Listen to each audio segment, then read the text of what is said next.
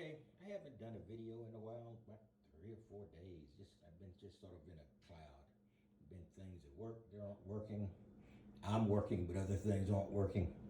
Not other people, just other systems aren't working. So I'm a little bit tired and frustrated.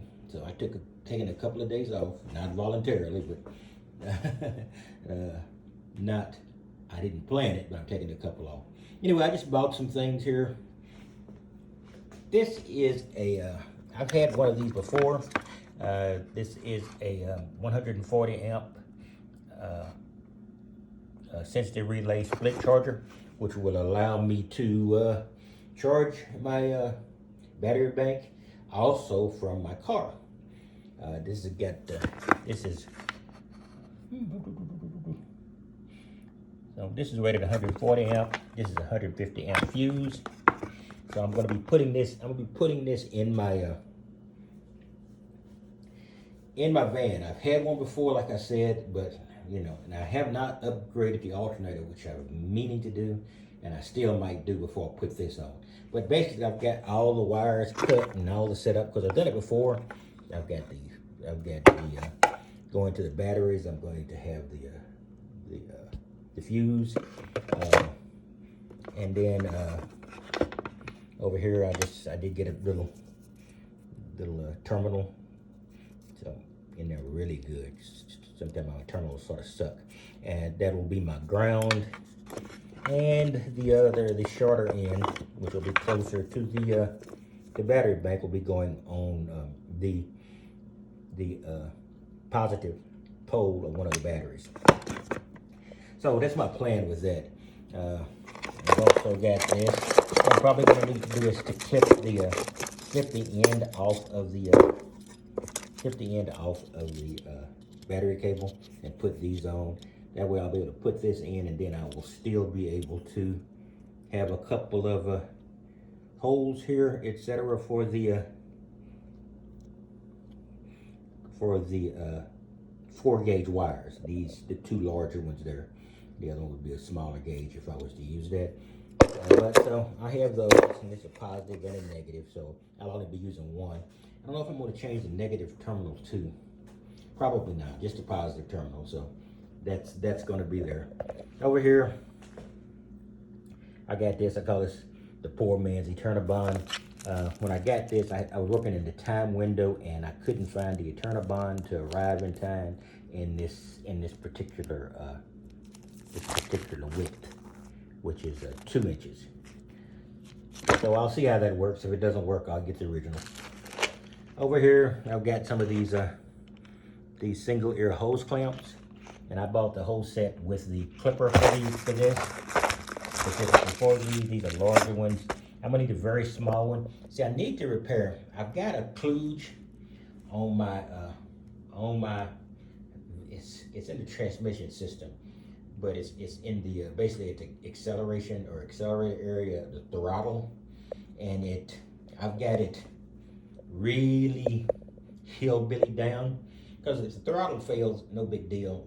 The way it's going to fail is be catastrophic, and I'll just not be able to get any gas, so it's not like it would endanger anybody.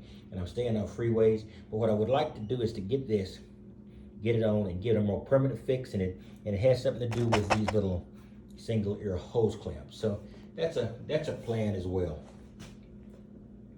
Over here, I did get a shovel, and by accident I got 2 shovels, so I'm figuring out what I'm gonna do with the other. But these are, and I'll do a little review of them, but these are these small shovels. See, I used to do a lot of metal detecting, and it comes in this little bag, and it's an detachable one. I'll do a review on that later. But it's an all metal shovel, and it tends to be very short, so I got these 2 extensions for it. And of course, it's in military camo, or is it desert camo? Can't recall now. Anyway, but not too much green for desert camo. Anyway, but so I'm going to be using that, and I'm going to be putting it in my van. It'll be back in the garage or underneath the storage, underneath the bed. So if I do need it to do some minor digging out, I'll have it. say, I'm not that much off-road, so it's unlikely I'll need to use it, and I'll figure out what I'll do with the other one later. See what else?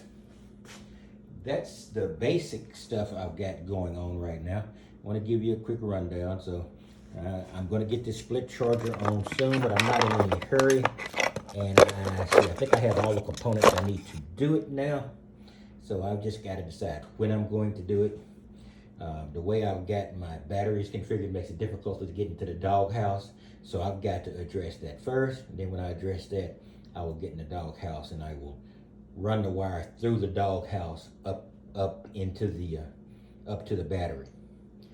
Or I can just, drill a hole in the actual base of the van and then just drop it through there and then take it up in there.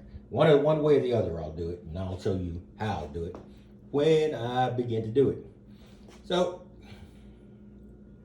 because you can't get these terminals, well, you can't get these terminals one at a time, but I bought a full set of these terminals, even for the small wires, because electrical stuff is about 90% of what you're going to need to do in your van. If you got a robust solar system, or even if you have to plug it in, you're still going to have some stuff where you can do some safe electrical work. If I'm plugging it in, if you plug in and you got 110, 120 volt going through your van, you better either know what you're doing or better hire somebody. I'm just using 12 volts here. When I do use, if I do plug in 120 volt, I can charge my batteries, but it'll be just charging off of the inverter. So I can do that way if I want to. But, basically I'm doing it this way. I could plug it into something in the inverter and I can just run it off and charge up anything basically. I think that's what I've got. Oh yeah. And over here, take a look at this. Sorry for the bed. I don't make up my bed when I'm at a hotel. I'll let them do it eventually. 7 foot by 10 foot. This is a tarp. I'm on the horns of a dilemma. It's a real dangerous world out there. More dangerous now, and it's more dangerous because you can be targeted for any reason. So what I'm thinking about doing now is I can even put these tarps up at night or going into night, and then I can white out my van and make most of my panels disappear except for the ones on the very top. Or I can, and I've also got an obvious countermeasure. I've got something coming in that will give my YouTube status on the side of my van when I need it. And I might just put that on there and then cover it with this. Because if you can video, or they believe you can video things, people tend to treat you better. Anyway, that's all I've got. I can't think of a lot else that I need to show you. This is a quick catch-up video. I've missed a few days. I've been cleaning out my van, and it's not the most exciting thing. I was really leery about cleaning out my van because I didn't want to throw anything away, but I did find out a good deal. What you can do is, if you've got a dumpster, and for instance, I'm in a hotel still, if I got the dumpster over there, I can just move the stuff that I think has value outside the dumpsters, and people will look at it, and they will pick it up if they need it. I got rid of a couple of things that way. I would like to give it to people who are in need, but I will give money to people in need. That's because retirement is away, and I'll get a little money. I'll put some in there. But right now, I just need to get some things out, and at least I know that it's being utilized by somebody. If they're just utilizing it to buy a meal or to function, that's fine. Then if they have a need for doing that, then that's cool. You can only give. You can't test. Only give one way or another. You can't test the morality of the person who's receiving it. If you have a religious upbringing, or if you have a real egalitarian way of looking at the world, you give, and if you give, you get the grace of giving. If somebody else misuses it, they get the sin, or they get the moral equivalent of that of that if they misuse it. I tend to believe if there's cosmic justice somewhere along the line. So anyway, that's all I've got. I will talk to you later.